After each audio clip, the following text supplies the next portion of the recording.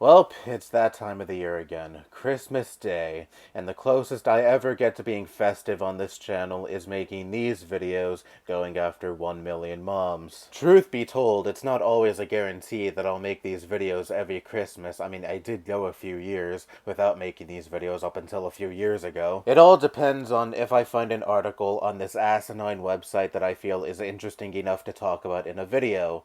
And I think I found one. Warning, Wicked not only includes witchcraft, but also LGBTQ content. Is this a movie that has LGBTQ witches that give people potions that turn them gay, or lesbian, or trans, or all of those things? Well, maybe not gay and lesbian, but you get what I mean. You know, that actually does sound like a funny premise for a movie. If that ever does turn into a movie, I want my fucking royalty check. Anyway, this is actually based off some movie named Wicked that came out a month ago. I never heard of it until I read this article. It looks like it's based off The Wizard of Oz. Based on the very little I've read about this movie's plot, it seems to be your typical, let's sort out our differences. It doesn't matter that you look different from other people, we're all the same on the inside type of movie. Which is, of course, a good message for kids, but of course the hyper-bigoted types like those who run this website would take issue with such a message. Anyway, let's read the article. Alerting all parents, 1 million moms needs your help to make sure as many people as possible are aware of Universal Pictures pushing the LGBTQ agenda on families, particularly children, in the musical Wicked. Of course, the musical contains a tremendous amount of witchcraft and sorcery. This is a movie about a fucking witch. No shit is this movie going to include supernatural powers. Did you have a problem with the 1939 Wizard of Oz movie containing a witch using her powers for evil, which seems to be the opposite case for this movie? In this movie, again, from the very little I've read about it, the Wicked Witch seems to be the misunderstood good guy. But the former movie has a witch that is clearly evil, and it has been hailed as a classic for nearly 90 years now, and you have likely shown your kids that movie a dozen times over. And this is one of the things that annoys me the most about these fucks that stand up against wokeness and degeneracy that is supposedly plaguing today's media. Yet they grandfather in old media that contains a lot of the same elements they claim to hate about new media, like for example strong female characters, when the Alien franchise did that back in the 70s, Terminator 2 did that back in the early 90s. When it comes to video games, Metroid basically pioneered the strong female lead in a video game back in the fucking 80s, and we have seen other iconic video game franchises that have debuted decades ago do the same thing. Resident Evil, a video game franchise that first came out in the 90s, Jill Valentine, Claire Redfield, Ada Wong. Oh, but you grew up with these movies and games, so that means it's different somehow. Okay, got it. Anyway, sorry, I got really sidetracked there. And that content prompts most parents to avoid taking their children to see Wicked.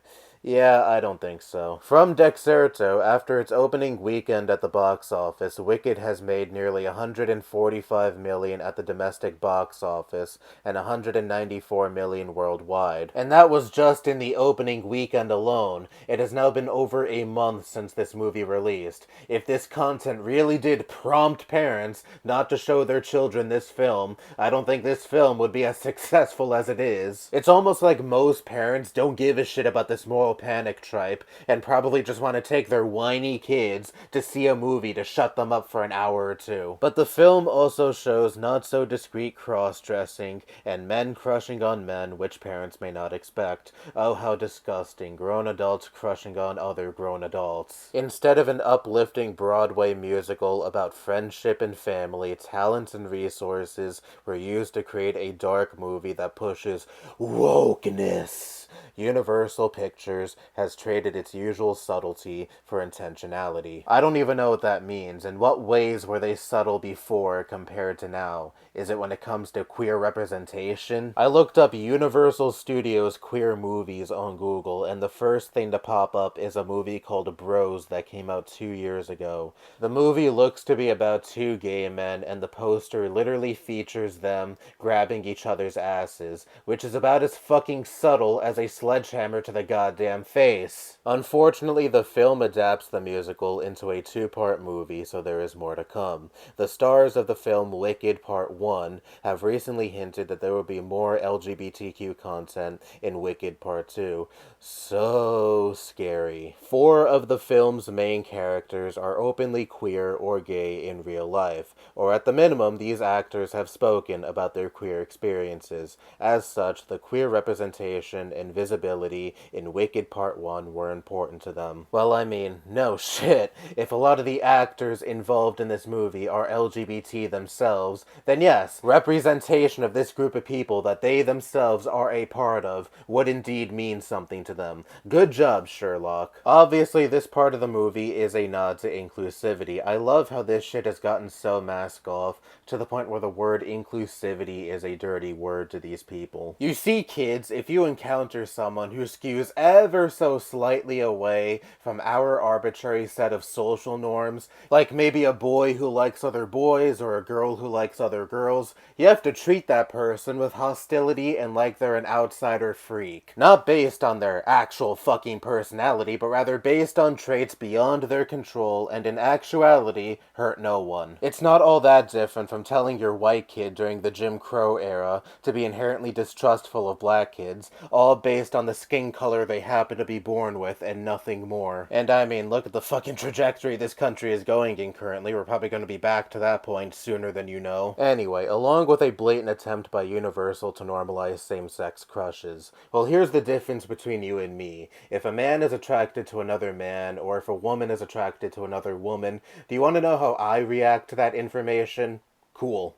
I don't see how that makes any difference to me. If they're attracted to each other, they end up in a relationship and they're happy together, great. I don't see why I, an outsider, have to police who is attracted to who, or what goes on in other people's bedrooms, so long as everything is legal and consensual, of course. For the side of the political aisle that loves to routinely use the word cuck as an insult, you sure do love concerning yourselves over what other consenting adults, not including you, are doing in the privacy of their own bedrooms. Projection.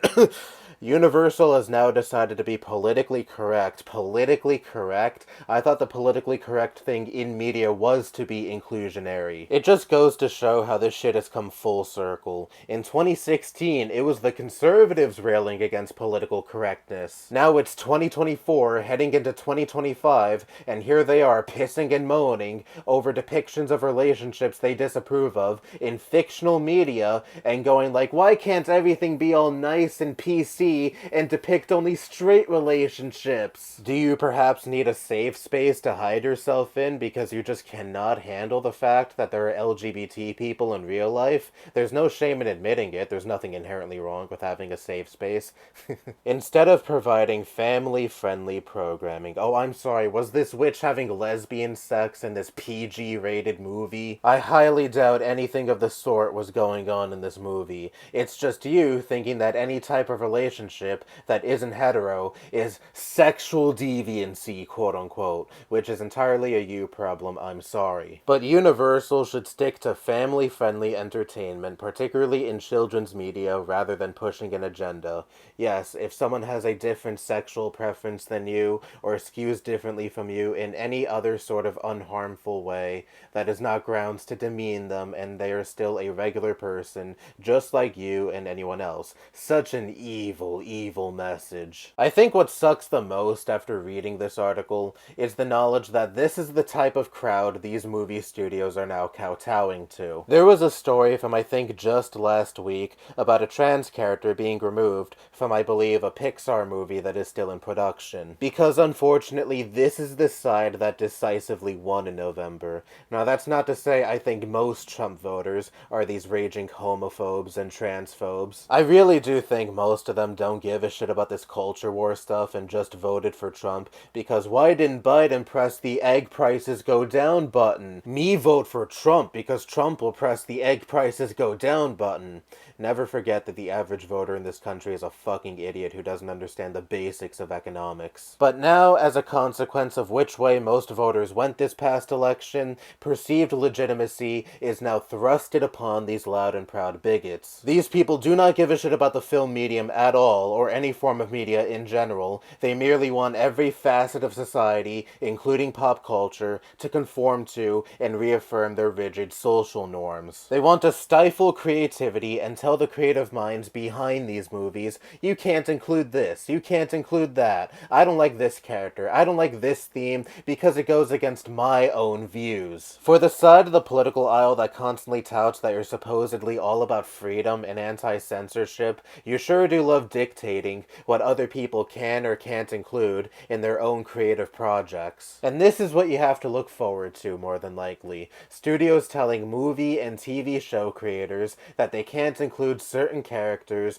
or certain plot points they wanted to include in their project, all because it might offend a certain demographic who can't stand seeing an LGBT character on their screen or a black character on their screen when they probably weren't even going to watch said show or movie to begin with. I get it, rainbow capitalism sucks and is nothing more than corporations pandering to LGBT people and other marginalized groups of people merely because it is more profitable to do so and not out of any real principle. Rainbow capitalism provides at least the veneer of progressivism being mainstream, bending the knee to people who want full erasure of groups of people they don't like from media, is only allowing these people to become more brazen with their bigotry because now they feel like they've won. But it doesn't matter to these corporations. If they feel they can profit off of hatred, they will gladly profit off of hatred, and profit is all that matters to them. And I also get that for decades, studio executives have stifled the creativity of those behind movies and TV shows and games and music, etc. That is obviously not a new phenomenon whatsoever, but now you have the added layer of a populace that is more vocal with their bigotry more than ever, and will put pressure on these studios to not include LGBT characters in their movies, TV shows, etc., and thus stifle the creative vision of those behind these mediums even further. And it is more important than ever that if you are a person part of these marginalized communities that conservatives routinely attack, that you don't just lay down and capitulate to them. Be loud and proud about who the fuck you are, because if you just throw your hands up in the air and be like, well, I guess I'll just go back into the closet, that only allows these freaks to become even more emboldened with their bigotry. Anyway, I guess I should end off with the pledge at the end of the article vowing to not watch Wicked Part 2 when it comes out next year only received 13,000 signatures. 13,000 signatures. I thought there were 1 million of you. Where are the 1 million signatures? 1 million moms? That's all I have to say. Bye-bye.